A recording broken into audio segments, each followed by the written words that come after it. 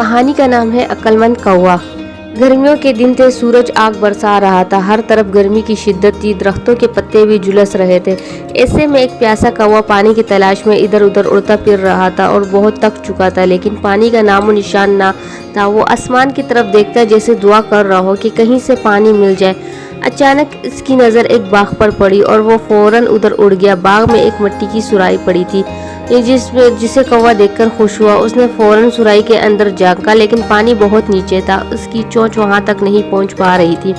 कुछ देर तो वो परेशान बैठा सोच रहा था, फिर अचानक उसे एक तरकीब सूझी। इसने इधर उधर देखा तो कुछ कंकरियां जमीन पर पड़ी नजर आई और वो एक एक करके कंकरियां उठाता रहा और सुराही में डालने लगा। जैसे जैसे वो कंकरियां डालता गया, पानी ऊपर आने लगा। काफी देर बाद पानी इस कदर ऊपर आ गया कि अपनी चोंच से आसानी से पी सका और इसने खूब सैर होकर पानी पिया और फिर खुशी खुशी उड़ गया। ये कहानी हमें सिखाती है कि मुश्किल के वक्त हमें हिम्मत नहीं हारनी चाहिए। अगर हम अक्ल से काम ले तो हर मसले का हल निकल सकता है। कौवा अगर चाहता तो मायूस होकर चला जाता, लेकिन इसने अपनी समझदारी से मसले का हल किया और हमें भी हमेशा सब्र और अक्ल से काम लेना चाहिए।